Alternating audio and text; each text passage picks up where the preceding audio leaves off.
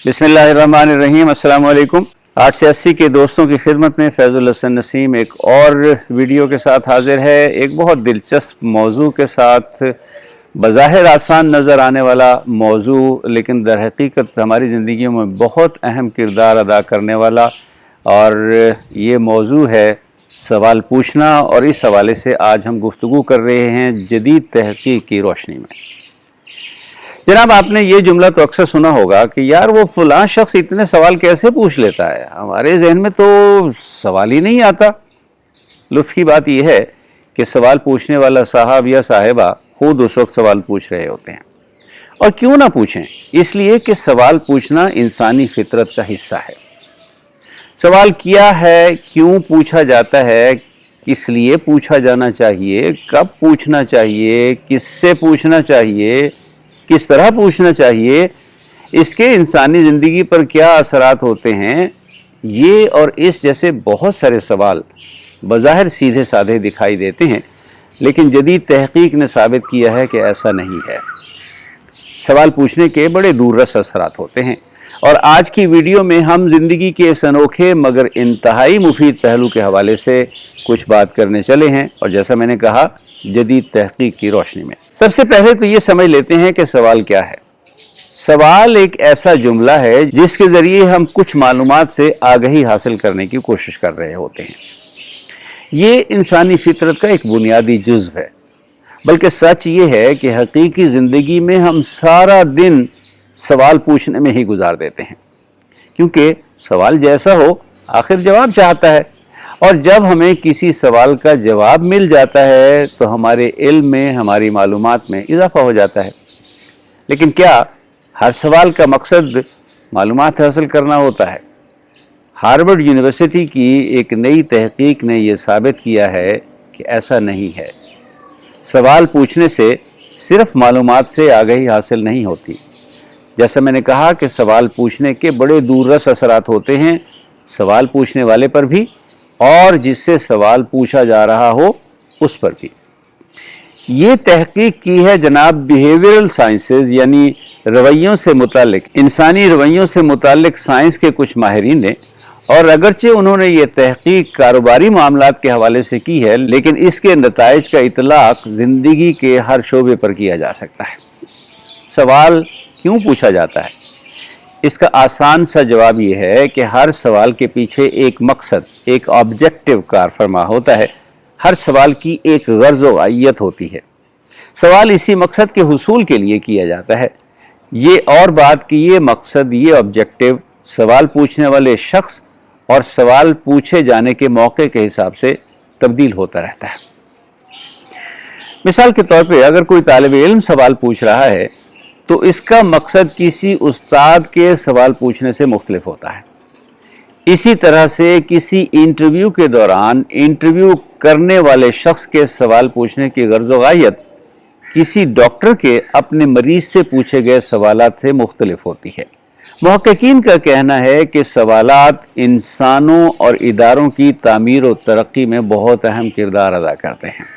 इनसे न सिर्फ सीखने के अमल को शह मिलती है, मालूमात का तबादला होता है, बल्कि नए नए ख्यालात, तसव्वुरात और नज़रियात भी सवालों के ज़रिए ही जन्म लेते हैं। और ये सब तरक्की के अमल के लिए ज़रूरी है। टेक्निकल साइंस हो या आम ज़िंदगी, सवाल पूछना नई नई दरियाफ्तों और नई नई ईजादात का सबब बनता है। सवाल पूछना एक फ़न है, एक हुनर है, और अगरचे कुछ पेशों में तो इस काम की बाकायदा तरबियत दी जाती है। मिसाल के तौर पर कानूनदानों, सहाफ़ियों या डॉक्टरों को सवाल पूछना सिखाया जाता है। ये उनकी तरबियत का लाजमी हिस्सा होता है।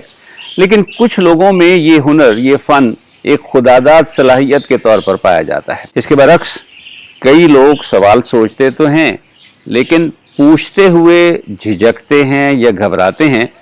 और माहिरीन का ख्याल है कि सवाल ना पूछने वाले लोग ज़िंदगी की दौड़ में पीछे रह जाते हैं। ताम अच्छी बात यह है कि ये सलाहियत हासिल की जा सकती है, ये हुनर, ये फ़न सीखा जा सकता है, इस झिझक को दूर किया जा सकता है। सवाल पूछने की सलाहियत हासिल करने या उसे निखारने और संवारने में जहाँ उस्ताद की शख्सियत एक अहम किरदार अदा करती है, वहाँ سوال پوچھنے والے کی ہمت، محنت اور کوشش بھی بہت اہمیت رکھتی ہے۔ آپ ایک سوال کو کس طرح مرتب کرتے ہیں، اسے کن الفاظ میں تشکیل دیتے ہیں، اس میں بہت سارے عوامل اپنا کردار ادا کرتے ہیں۔ پہلا تو یہی کہ آپ سوال کیوں پوچھنا چاہ رہے ہیں۔ مثال کے طور پہ اگر آپ طالب علم ہیں تو عام طور پر آپ اس لیے سوال پوچھتے ہیں کہ آپ کو کسی چیز کے بارے میں معلومات درکار ہوتی ہیں، آپ اپنے محدود علم کو تھوڑا سا اور وسیع کرنا چاہتے ہیں، آپ کچھ جاننا چاہتے ہیں، کچھ سیکھنا چاہتے ہیں۔ ایک حقیقی سوال پوچھنے والے طالب علم کو واقعی اس سوال کا جواب نہیں آتا، وہ ان معلومات کا، اس جواب کا، اس علم کا متلاشی، اس کا طالب ہوتا ہے، اور اسی لیے اسے طالب علم کہا جاتا ہے۔ اس کے برعکس جب ایک استاد سوال پوچھ رہا ہوتا ہے تو عام طور پر اسے اس سوال کا جواب آتا ہوتا ہے، لیکن وہ اپنے شاگرد کا امتحان لے رہا ہوتا ہے، اس کی پرکھ کر رہا ہوتا ہے، اس کی صلاحیتوں کو جانچ رہا ہوتا ہے، وہ اپنے شاگرد کو سکھانے یا اس کے سیکھنے اور جاننے کی صلاحیت کو شرح دے رہا ہوتا ہے، اس کے سوئے ہوئے تجسس کو بیدار کرنے کی کوشش کر رہا ہوتا ہے۔ اسی طرح جب ایک قانون دان سوال پوچھتا ہے تو وہ متعلقہ کیس یا معاملے کو پوری طرح سمجھنے کی کوشش کر رہا ہوتا ہے۔ ایک ڈاکٹر جب اپنے مریض سے سوال پوچھتا ہے تو اس کا مقصد مریض کے مرض کی صحیح تشخیص کرنا ہوتا ہے تاکہ وہ اس کا مناسب علاج تجویز کر سکے۔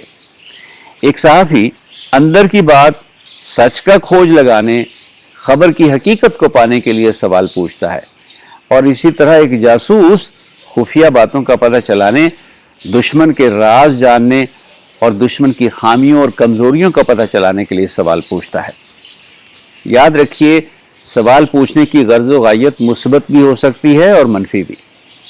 طالب علم جب علم حاصل کرنے کے لیے سوال پوچھتا ہے تو یہ ایک مثبت مقصد ہے، لیکن بعض اوقات سوال پوچھنے والے طالب علم کو سوال کا جواب معلوم ہوتا ہے، وہ محض اپنے استاد کو تنگ کرنے، اپنے استاد کی آزمائش کرنے کے لیے سوال پوچھتا ہے۔ ایسے میں اس کے سوال پوچھنے کی غرض و غایت منفی ہو جاتی ہے، کیونکہ وہ جانے یا انجانے میں اپنے استاد کو نیچا دکھانے کی کوشش کر رہا ہوتا ہے۔ ڈیل کارنیگی نے سن 1936 میں اپنی ایک مشہور زمانہ کتاب لکھی، اس کا نام تھا دوست کیسے بنائیں اور لوگوں کو کس طرح متاثر کریں۔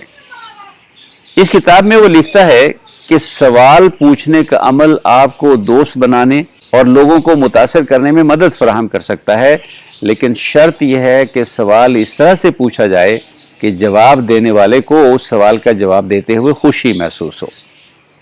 آپ کا سوال پوچھنے کا انداز، لفظوں کا مناسب چناؤ اور پس پردہ مقاصد سب مل کر سوال کا ایک تاثر پیدا کرتے ہیں۔ ان سب کا مناسب استعمال ہی لوگوں کو آپ کا دوست بنا سکتا ہے۔ اچھا سوال اور اچھے انداز سے پوچھے جانے والے سوال کے ذریعے نہ صرف آپ اپنی معلومات میں اضافہ کر سکتے ہیں، بلکہ اپنے والدین، اپنے اساتذہ، اپنے بزرگوں، اپنے دوستوں، اپنے حکام، حتیٰ کہ اپنے اہل خانہ تک کی بھی خوشنودی حاصل کر سکتے ہیں۔ محققین نے یہ بھی دریافت کیا ہے کہ وہ لوگ جو دوسروں کو سوال پوچھنے کی ترغیب دیتے ہیں لوگوں میں زیادہ پسند کیے جاتے ہیں، بنسبت ان لوگوں کے جو یہ پسند نہیں کرتے کہ لوگ ان سے سوال پوچھیں۔ اس تحقیق میں ہمارے اساتذہ کے لیے بہت سارے اسباق موجود ہیں، انہیں اس طرف توجہ دینے کی ضرورت ہے۔ انہیں اپنے طلبہ کو سوال پوچھنے کی ترغیب دینی چاہیے، ان کے سوال پوچھنے کی تربیت کرنی چاہیے۔ اردو کا ایک محاورہ ہے، جس نے کی شرم اس کے پھوٹے کرم، سوال نہ پوچھنے والا گھاٹے میں رہتا ہے۔ لیکن یہ بھی یاد رہے کہ خواہ مخواہ بہت زیادہ سوال پوچھنا بھی نقصان دہ ثابت ہو سکتا ہے۔ ہارورڈ یونیورسٹی کے ماہرین کی تحقیق کا خلاصہ یہ ہے کہ سوال پوچھنے کا فن انسانی شخصیت کو سنوارنے، اسے نکھارنے اور اس کو اجاگر کرنے میں بہت اہم کردار ادا کر سکتا ہے۔ لہٰذا سوال پوچھیں، سوال پوچھنا سیکھیں، اپنا لہجہ مناسب رکھیں، الفاظ کا چناؤ مناسب کریں، اور یاد رکھیں مخاطب کو مناسب عزت اور احترام دینا خود آپ کے لیے عزت اور احترام کا باعث بنتا ہے۔ دوستو، سوال پوچھتے رہیے کہ اس سے ہمارے علم میں بھی اضافہ ہوگا اور آپ کے علم میں بھی۔ فیض الحسن نسیم کو آئندہ ویڈیو تک دیجیے اجازت، اگلے ہفتے انشاءاللہ ایک نئی ویڈیو، ایک نئے موضوع، ایک نئی گفتگو کے ساتھ آپ کی خدمت میں حاضر ہوں گے۔ امید ہے ہماری یہ ویڈیو بھی ہمارے دوستوں کو پسند آئی ہوگی۔ اگر آپ نے ابھی تک ہمارا چینل سبسکرائب نہیں کیا تو چینل سبسکرائب کیجئے، گھنٹی کے نشان کو بھی کلک کیجئے، اور ہاں، ان ویڈیوز کے لنکس اپنے دوستوں سے شیئر کرنا مت بھولیے۔ یاد رکھیے، علم وہ دولت ہے جو بانٹنے سے کم نہیں ہوتی۔ اللہ تعالی ہم سب کو اپنی حفظ امان میں رکھے، ہمارے لیے آسانیاں پیدا کرے۔ السلام علیکم ورحمۃ اللہ وبرکاتہ۔